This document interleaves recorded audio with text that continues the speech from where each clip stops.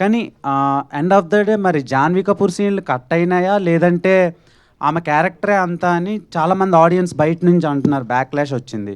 So, ఆవిడ response ఏంటండి? Cinema మొత్తం అయిపోయిన తర్వాతల. మీకు మీకు ఎలాంటి రెస్పాన్స్ వచ్చింది ఆమె నుంచి? సూపర్ అండి ఇది.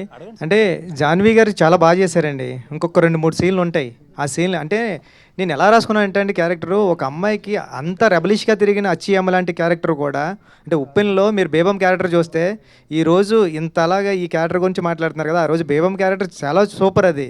అంటే ప్రేమ ఉంటే చాలు, నా పక్కన నా చెయ్యి పట్టుకుంటే చాలు, నువ్వు నా మీద పడుకోవాల్సిన అవసరం లేదు, పక్కనే పడుకుంటే చాలు అని చెప్పిన డైరెక్టర్ రాసిన స్టోరీ అండి ఇది కూడా. అంటే నేను ఏం చెప్తున్నా అంటే అచ్చి అమ్మ కూడా ఎలాంటిదంటే రెబలిష్‌గా చూడడానికి మగరాయిల్లో ఉంటుంది. కానీ ఎవరో ఆ అమ్మాయిని నైట్ ఎఫెక్ట్‌లో నైట్ ఫైట్ టైంలో కట్ చేసిన తర్వాత ఆ అమ్మాయి చాలా సెన్సిబుల్ అయిపోయి హీరోయిన్ అయిపోయిన తర్వాత అలాంటి అమ్మాయి కూడా ఎవరో చీకట్లో ముద్దు పెట్టాడని హీరో తెలిసిన తర్వాత హీరోకి వచ్చి చీకట్లో ముద్దు పెట్టాడు ఆడిని తీసుకొచ్చి కొడతావా అంటే హీరో ముద్దు పెట్టింది హీరో అని తెలిసిన తర్వాత ఆడు చచ్చాడో బతికాడో తెలీదు.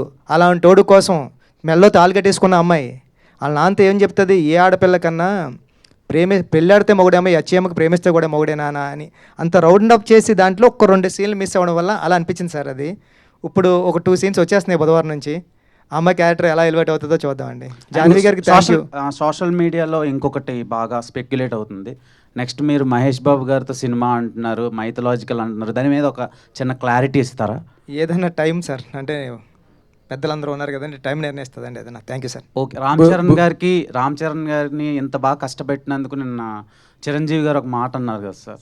సో నెక్స్ట్ సినిమా హీరో కూడా ఇలానే కష్టపెడతారా రామ్ చరణ్ గారిలానే?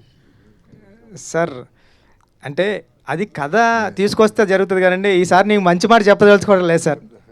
ఈసారి అంతా ఫస్ట్ సీన్ నుంచి కమర్షియల్ అండి. అంటే ఉప్పెన కూడా మంచి మాట చెప్దాం, డైరెక్టర్ అంటే సినిమాతో పాటు ఎంటర్టైన్మెంట్తో పాటు ఏదో ఒకటి చెప్పాలి అన్నది నేను నమ్ముతానండి. అది కూడా ఇప్పుడు పెద్దలో కూడా సినిమాతో పాటు కమర్షియల్ అంగులతో పాటు ఒక మంచి మాట చెప్దాం, ఒక మంచి మెసేజ్ ఇద్దాం అని చెప్పే డైరెక్టర్లు కొద్దిమంది ఉంటారు కదండి. ఆ కొద్దిమందిలో నేను ఒకరిని ఫీల్ అవుతూ ఉంటానండి. ఈసారి అంతా కమర్షియల్ అండి.